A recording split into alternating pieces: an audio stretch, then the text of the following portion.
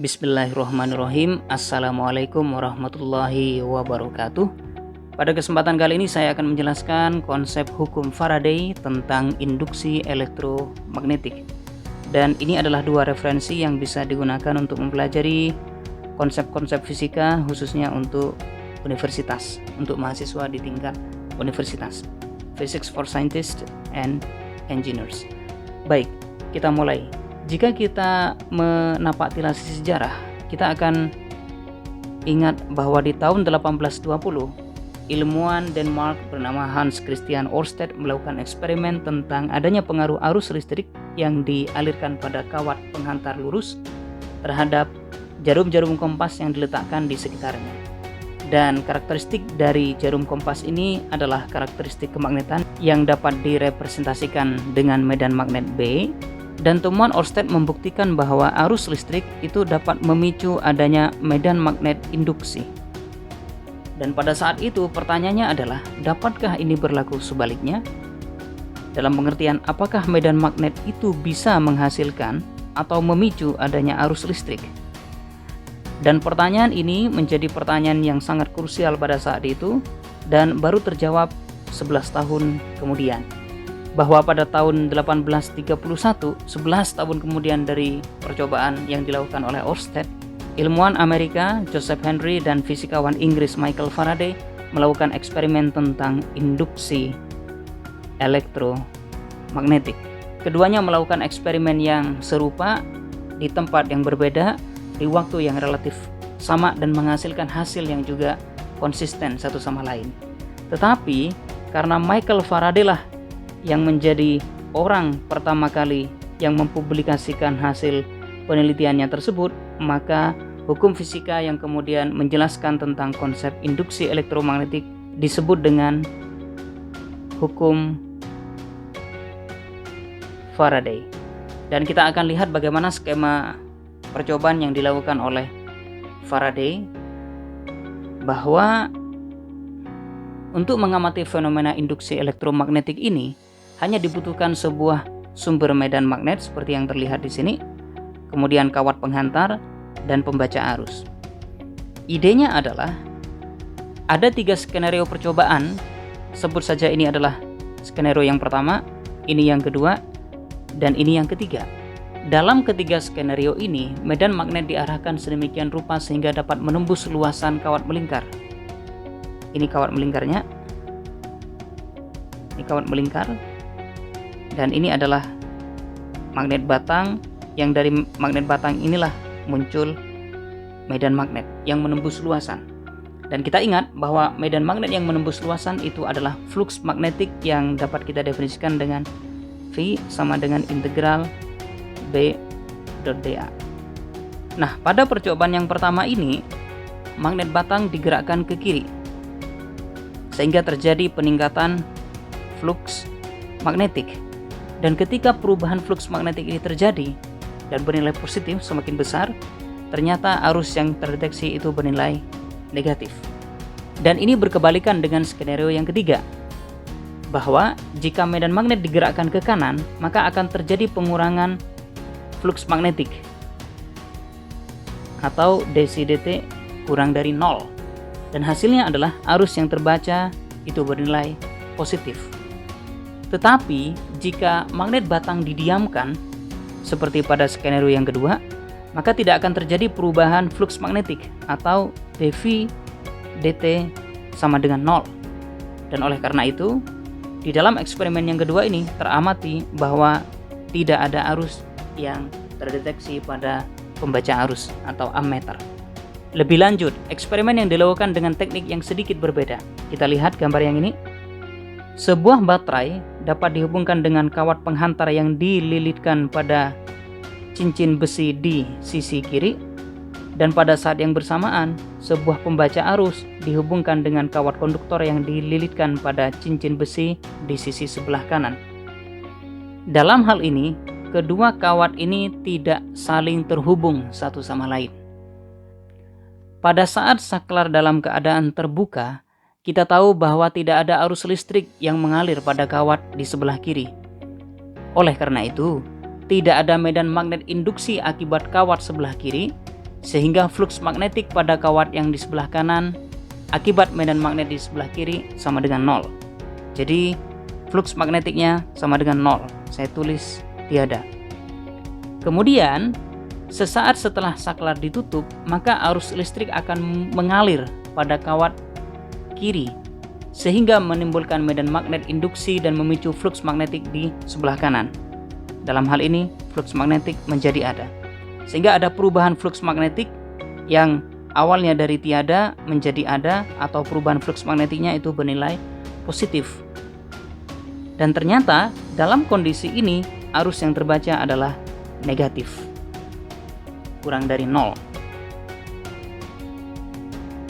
Berikutnya, ketika saklar sudah dalam keadaan tertutup, maka arus listrik akan mengalir dari baterai menuju kawat yang pertama, sehingga akan memunculkan medan magnet induksi dari kawat yang di sebelah kiri ini menuju kawat yang di sebelah kanan. Artinya, pada saat saklar sudah dalam keadaan tertutup, ada flux magnetik di sebelah kanan. Jadi ada flux magnetik. Tetapi karena arusnya konstan, lihat sumber baterainya adalah sumber arus searah, maka tidak terjadi perubahan arus listrik. Karena tidak terjadi perubahan arus listrik, maka medan magnet induksi juga tidak berubah. Oleh karena itu, flux magnetik juga tidak berubah, sehingga flux magnetiknya ada tetapi tidak berubah. Maka dalam hal ini dV dt itu sama dengan 0, dan hasilnya arus yang terbaca sama dengan 0. Yang terakhir, sebelum saklar ini dibuka, arus listrik muncul di sini, di kawat sebelah kiri, sehingga medan magnet induksi menembus kawat yang di sebelah kanan dan ada flux magnetik. Flux magnetiknya ada. Kemudian sesaat setelah saklar ini dibuka, maka arus akan menjadi 0 pada kawat yang di sebelah kiri, sehingga medan magnet induksinya pun 0 dan flux magnetiknya juga sama dengan 0. Maka flux magnetik berubah dari ada menjadi tiada, atau secara matematis dV dt kurang dari 0. Dan ternyata pembaca arus menunjukkan angka yang positif. Sehingga kita bisa belajar sekarang bahwa adanya arus listrik ini hanya bisa muncul ketika ada perubahan flux magnetik. Flux magnetik saja tidak akan bisa memicu adanya arus listrik sampai flux magnetik itu kemudian mengalami perubahan. Dan kita mengamati bahwa arus listrik yang terbaca pada pembaca arus ini bahkan muncul ketika kawat yang terhubung dengan pembaca arus itu tidak dalam kondisi nyambung dengan sumber arus listrik atau sumber tegangan yang ada di sini. Oleh karena itu, arus listrik yang terbaca di sini kemudian disebut sebagai arus listrik induksi. Dan karena dia tidak dihasilkan oleh sumber baterai, maka dia dipicu oleh GGL induksi. GGL yang tidak dipicu oleh sumber tegangan. Dan oleh karena itu, Faraday kemudian menghubungkan antara GGL induksi dengan perubahan flux magnetik. Dan sebagai informasi tambahan, ada beberapa skema yang bisa kita gunakan untuk mendapatkan perubahan flux magnetik. Kurang lebih bisa diilustrasikan seperti ini, bahwa perubahan flux magnetik itu bisa dipicu dengan cara menggunakan skema saklar yang dibuat on off, atau dengan menggerakkan naik turun, atau mendekatkan dan menjauhkan sumber medan magnet seperti magnet batang yang ada di sini, sehingga terjadi perubahan flux magnetik. Atau yang ketiga adalah karena flux magnetik itu tadi by definition itu adalah integral B dA, maka selain mengubah B, kita juga dapat mengubah luasan.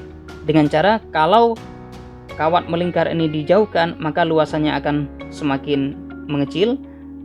Kalau kemudian digerakkan masuk, maka luasan yang ditembus oleh medan magnet yang timbul dari magnet batang ini juga akan kemudian semakin besar. Sehingga dengan mengubah luasan, maka flux magnetik akan mengalami perubahan sebesar dV dt. Dan oleh karena itu perubahan inilah yang bisa memicu adanya GGL induksi sehingga bisa terdeteksi adanya arus induksi. Dan dari penjelasan ini kita sekarang akan mencoba untuk memahami pernyataan formal dari hukum Faraday.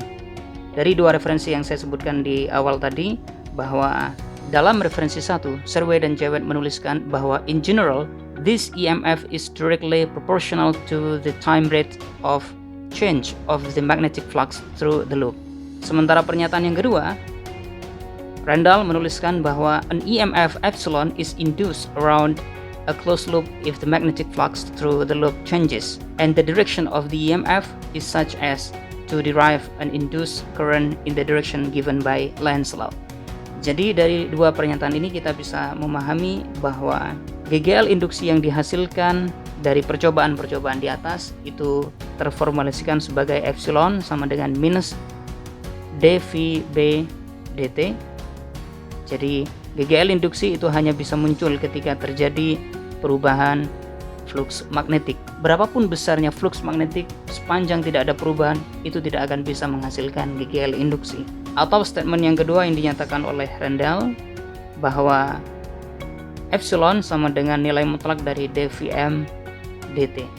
Jadi tanda negatif dalam hal ini diabaikan karena fokus pada besarnya saja, dan tanda negatif yang muncul pada persamaan 31.1 ini dijelaskan dengan hukum Lenz yang nanti akan saya sampaikan pada video berikutnya. Oh ya, yang ini kalau lilitannya lebih dari 1 maka epsilon sama dengan minus n adalah jumlah loop, dV dt. Persamaan 30.14 ini juga sama, epsilon akan sama dengan n dV dt, atau juga boleh ditulis menjadi n dV dt. Nah, sekarang kalau kita lihat persamaan 31.1 itu bisa diurai menjadi atau 30.14 sama epsilon itu akan sama dengan min d dt turunan dari flux magnetik. Flux magnetik itu adalah BA cos theta.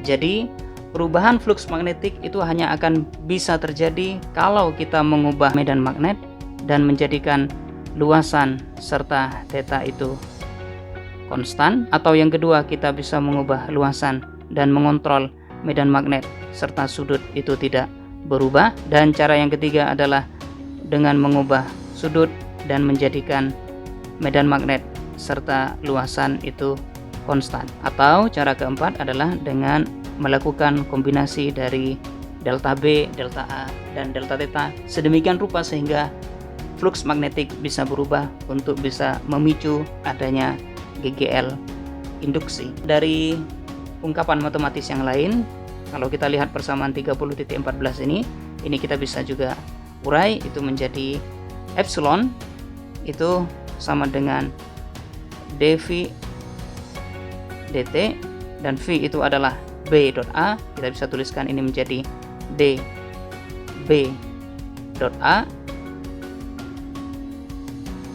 dt, dan turunan dari perkalian titik seperti ini itu tidak lain adalah sama dengan B dot dA dt plus A dot dB dt. Jadi kita bisa melihat bahwa perubahan flux magnetik itu dapat dipicu dengan mengubah luasan atau mengubah medan magnet yang menembus luasan tersebut. Dan tentu saja secara implisit persamaan ini menunjukkan adanya sudut yang dibentuk antara luasan dan medan magnet, sehingga dengan cara itulah GGL induksi bisa kemudian dihasilkan. Baik, terima kasih banyak. Demikian yang bisa saya sampaikan pada kesempatan video kali ini. Terima kasih banyak dan semoga bermanfaat. Wassalamualaikum warahmatullahi wabarakatuh.